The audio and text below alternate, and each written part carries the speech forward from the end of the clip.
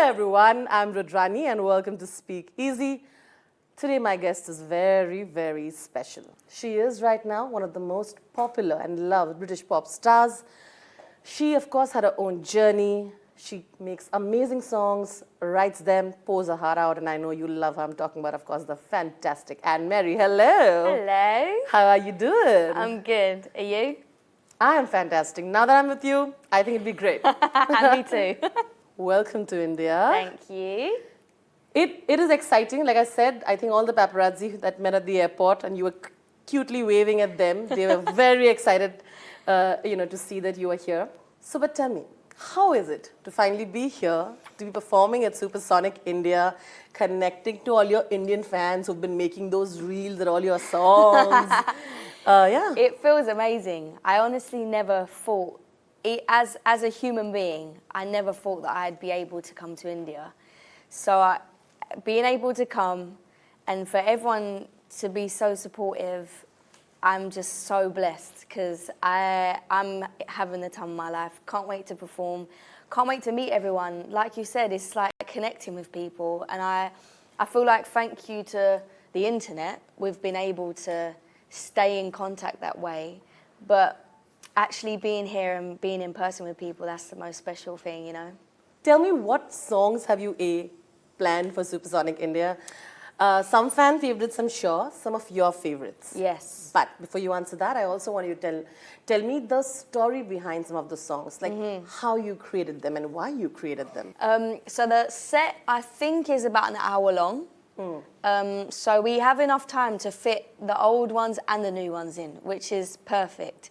And I feel like because my songs are very real to me and they're just my life and what I go through in life with my heartbreak and therapy and everything that I go through, it's going to be a bit of an emotional roller coaster. So I'm hoping that everyone just joins me on it and lets go and has fun, dances, sings, but also like feels it. And I hope that everyone feels safe, like in a safe space where they're not being judged and can just let go, because that's how I feel when I'm on stage with everyone. So that's hopefully how people are going to feel.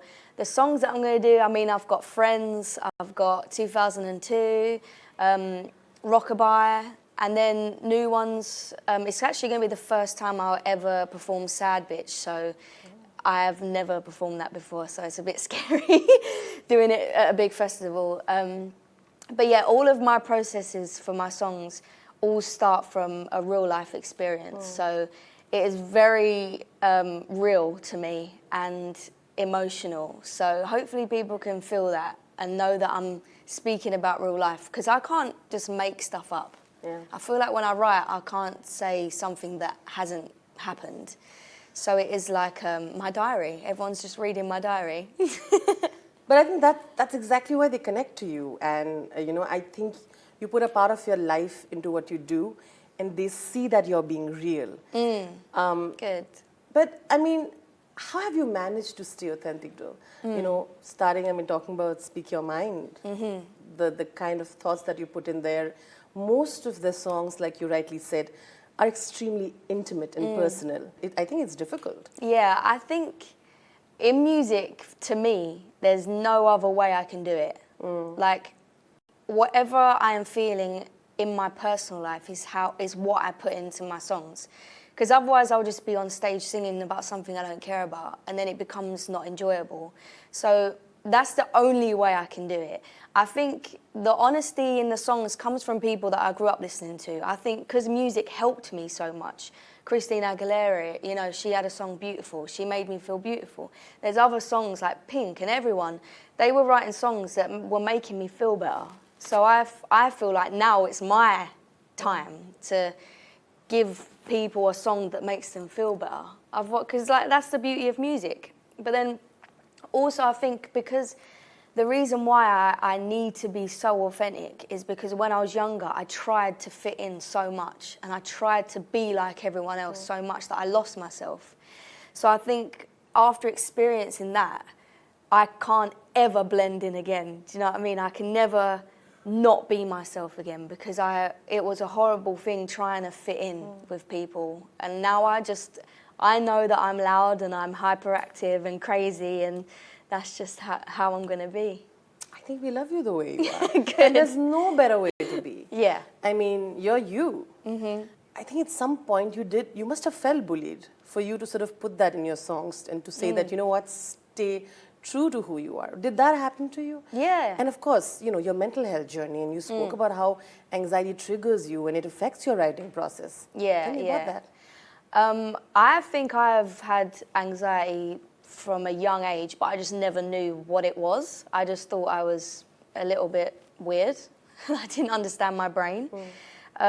And that's also another thing why I speak about it so much, how I speak so openly about my brain, because I feel like mental health is scary, because it's like, first of all, the word mental health is like, whoa, what does that mean? Is there something wrong with us? No, it's just our brains. Like, it's our brain, and we have so many thoughts a day, and some are hard things to deal with, some are easy. So it's just, I think because I've gone through that, I need to speak about it, because I never used to speak about it, and I held it all in.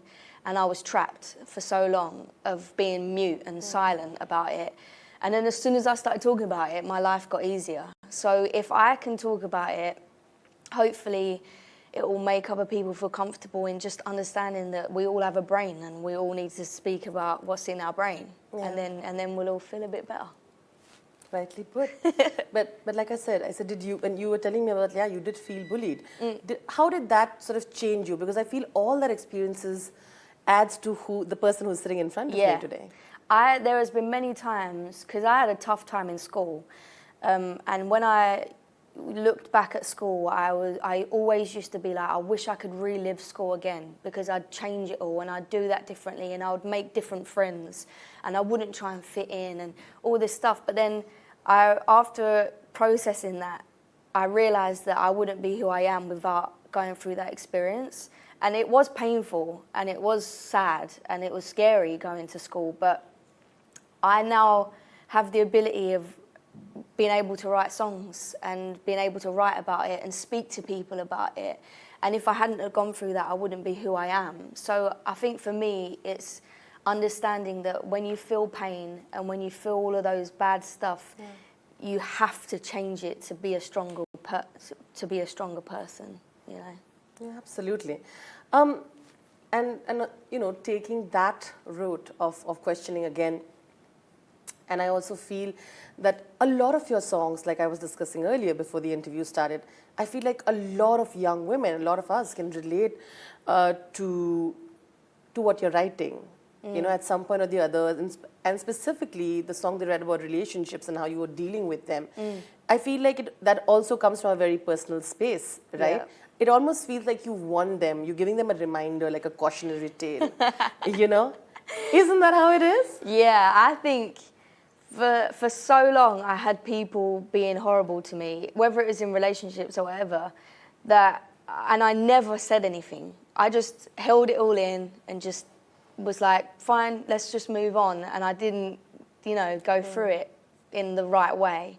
So when I write songs about it, it's like that's my outlet, that's my anger, that's my sadness, that's my revenge. And I just write songs about everything, and I'm sure they know that it's about them as well, which feels good. That's okay. That's the way to be. And for the win, all the way. Yeah. No, I think whatever, it's an outlet, right? Yeah. And like I said, I feel like you're also telling the other women, well, I've been through that, so here you go. Yeah. Right? I think whenever I write a song about heartbreak or being sad, I always have to end the song being the stronger person out of the situation. So whether people listen to rockabye or Friends or anything, it's a sad subject, but actually by the end of the song, hopefully people are like, yeah, I can get through it, I can do this, you know? That's the whole point. Yeah, absolutely. When you're a young artist, right, you know, you of course started very young and all of that. A lot of people around you in the music industry are telling you what you should do and should not. And some are honestly unwanted advices. Which are the unwanted advices you did not take and you're superbly happy about? And look at you, you're still doing absolutely fine. Yeah, I think when I first entered the industry, I was young and I didn't know what to expect. So straight away, I was kind of like a yes person. I was just doing everything what people expected of me, which was hard because underneath you're like, no, I want to do this. But you feel like you can't say no because you're given this opportunity. And then obviously doing pop music, it's like you're put into a kind of a corner with what you should look like, you know, what you should sing like, how you should behave. And I feel like I've always been a messy, like, tomboy. So, like, the way I dress and my hair and the not much makeup is just, like, quite odd for the industry to, like, understand. Because I feel like I should have been wearing, you know, long hair and dresses and all stuff like that. So that was kind of hard. And also, like, the direction of music, people, because they think I'm a pop star, they think, oh, you need to sing songs like that. Only. Yeah. So it has been like, that's been really difficult to try and like fight against that the whole time. But I finally feel like after now my third album's coming that they just know that I'm not normal. It's okay, it's boring. Yeah. It's boring to be normal. It's fine. Yeah, which is good. It feels like really freeing to be able to like write the music that is fully me and like do music videos that I love and stage production that makes sense to me. And yeah, it feels good now. But it's taken a while. Yeah. So I'm just saying, if anyone's getting into the industry or any work, just know from the start you can say no, you know? I think that the saying no path is difficult, but the important thing to do. Yeah. I think at some point or the other, every artist knows that there's a moment in your life where you feel, now I know I want to be this artist. I want to be a music artist. I want to be a pop star. I want to do something with music. What was that moment for you? And also your very early sort of influence and inspirations that sort of added to the person who you are today. Yeah, I actually was doing musical theatre from the age of like 6. So I knew from young that I just loved singing, and I loved, like, it made me feel really happy when I sang. You were at La Misra? Yeah, exactly. So I was doing that for a while, and then I went into martial arts, I did karate and stuff like that, which was helping when I was a teenager, because I was quite angry as a teenager, and that was helping me get that out. And then I went to college to study music and wrote my first song, and then fell in love with writing songs. So that moved me away from musical theatre, because obviously in musical theatre you become a character, you have a script written for you, you sing other people's songs. And I love musical theatre, but I wanted to sing my own story. So that was in college, and I knew from then I wanted to do singing, yeah. So what has changed in this Anne Mary sitting in front of me from the girl that we just spoke about? Everything. Everything? Everything, yeah. Every single thing about me has changed. There's some parts of me that think back and go, oh, I was always like that. I was always rebellious, and I was always outspoken and loud, but it's a different version of me now. It's like a brand new person every year, and I learn something new every year, and it adds to the new person I am. So honestly, I think in a week's time I'll be different. In a month's time I'll be different. In 10 years I'll be completely different again. So it's actually the most exciting thing about life, is that you change all the time. I love that. Of course, Supersonic India. Yes. So you must tell me some of your craziest tour experiences. Yeah. And of course, how does it truly feel to be on that stage, in that epicenter of everywhere, where everyone's looking at you, gawking at you? I want to know, how's the true rock star feeling? Well, when I actually think about it, it freaks me out. Because, Really? yeah. Am I sort of triggering you in any No. way? Okay. When I think about everyone looking at me, it is scary. But before I go on stage, I do my hair and makeup, and I just have a moment and try not to think about that. And when I go out, it's like I feel calm. It's so odd, because people would think the opposite and think when you're on stage it's just crazy. But that's actually, when I'm off stage, I feel like this. And when I'm on stage, I feel like this. So That's wow. yeah, it's like the most amazing feeling, and especially when you're in other countries that don't speak, or English isn't their first language, and they're singing your songs back. It is the highest high you can ever imagine emotionally. So yeah, it is amazing. It is the best thing ever. Oh, fantastic. So do you, like I said, do you remember the craziest tour experience ever? Yeah. I mean, You do? I have a couple things. I mean, I knocked my tooth out on stage before. You knocked your tooth out on stage? Yeah. Now I have to know the story. You just told me that. I have to ask you, what happened? So I was in New York, in America, and I was doing a duet with someone. Okay. And he has crazy dance moves that you don't know what is going to happen next. And had the mic to my mouth, and he hit the mic into my mouth, and my front tooth just like split in half, and it went into my mouth, and I was like, my tooth's just come out. So then I ran off, went upstairs, looked in the mirror, took the tooth out, and then looked at myself and was like, I look pretty good. And then went back downstairs and finished the show. So that was kind of crazy. I want to wake up tomorrow with your confidence, and I love that. I think everybody should wake up with that kind of confidence. I think you should too. You should too. Okay, we're going to try, Anne. Yes. We're going to try. Here we have some fun questions. Cool. Anne, are you ready? Yes. Okay, let's do this. Of course, since you're performing on Supersonic, tell us about your on-stage rituals. Before going on stage rituals, of course, and what are the must-haves that are there in your vanity van, per se, or the tour bus?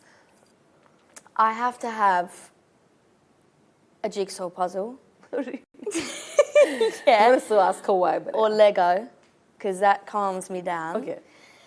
I also love to have like bread and a toaster, so I can just make a bit of toast and a cup of tea. That's like, makes me feel at home. And then just before I go on stage, I have to do like a 360 spin whilst looking up at the ceiling just before I go on. I don't know why. It must be an OCD thing. But I mean, if it works for you, Yeah. you clearly are the one who completely calms down on stage, so it's working. Yeah. For I think any artist who's performing, maybe you could try some of this. Yeah. A 360-degree turn. Yeah. Yeah. And some Lego. Try it out. That is so, like, I'm sorry, but that is so interesting. I've never heard these answers. I love it. Okay. Of course, craziest fan experience. I think it has to be with tattoos. So I have like words written on me. Yes. These are from all my friends of what they've taught me in life. What is that one? This? Yeah. Go gently. And this. And the little girl. Oh, this is just a balloon head. So cute. It's cute. I think these are like what people know of my tattoos, of like words that help you or inspire you or keep you going through a certain situation. Sure. Like if I'm being hard on myself, I look at that and it says go gently. Or I look at this and it says don't panic. So in situations I can just look at that and it calms me down. So a lot of my fans ask me to write their tattoos for them. And it's kind of nerve-wracking because I know it's going to be on their body forever. And I know that it's like in the moment. So they're like, write me a tattoo now. And I'm like, You don't know what to do? So I'm like, please, if you think it's bad, don't get it, just because. So I guess the tattoo thing is kind of crazy because it's on them forever. So it's like I'm with them for the rest of their life, and it's really beautiful. Absolutely, and I also understand the fact that you're a little nervous because it's a huge responsibility, Yes. right? Like you're deciding for them what's going to be there Yeah. forever. But I think it's also beautiful, Yeah. like it sort of connect in that manner. And an artist you want to collaborate with, can't wait to collaborate with. I love Khalid. I love Alanis Morissette. I'd love to work with Ed Sheeran more. Yeah, loads of... I mean, I love collaborating with people and writing music with people because I think on your own it's like really therapeutic, but when you're doing it with other people it's really fun. Yeah. And 2 brains or 3 brains coming together is like a really cool combination, so... There's some good names. Yeah. You're putting it out in the universe. Make it happen. Yeah. A rumor about yourself that makes you laugh. That my dad is Irish. Yeah. He's not Irish. I wonder how that started though. I have no idea. I don't know where that came from, but I remember being on Irish TV and the presenter was like, "You're one of us, your dad's Irish." I was like, and then I just had to pretend, and then I felt bad. And then, yeah, now it's just a thing that my dad's Irish, but he's definitely not Irish. You're the nicest person. You didn't want the other person to be embarrassed or something. Yeah. Listen, if I've done anything wrong, information here, and I won't feel You bad, haven't. please feel free to correct me. You haven't. Not yet. No. I know you're not Irish. Whew, Yeah. that was a close one. But how nice of you. You didn't want to embarrass her. But ladies and gentlemen, she's not Irish. No. You're like, no. No. Okay, a song from your album that you're really proud of. I am proud of, well, all of them, but one in particular is called Perfect to Me, which was on Speak Your Mind. And honestly, I just wrote a song with like all of my insecurities in one song and said to myself, these are the things that I'm insecure about, but I'm gonna love myself like no matter what. And I thought that no one would relate to it because it was so specific to me. I thought I was the only one who felt that way. And then as soon as I released it, everyone was like, I feel like that too. That happens to me when I do that. And I was like, no way. So now it's like my favourite song to perform live because knowing that I thought I was alone. And then to know that people feel the same way makes me feel so much better. So when I perform that, it's like a special moment for me. But that's fantastic. I think that always sort of makes you feel as an artist also fulfilled, right? Yeah. What has been the craziest or the funniest comment from your fans that you got about your song or about you? I had a comment earlier about Friends, and someone said they wanted to sing Friends to their belly fat. And I was like, yeah, I want to sing it to my chin as well. So God. I have this good chin coming. I always have this chin. So, yeah, that was kind of funny.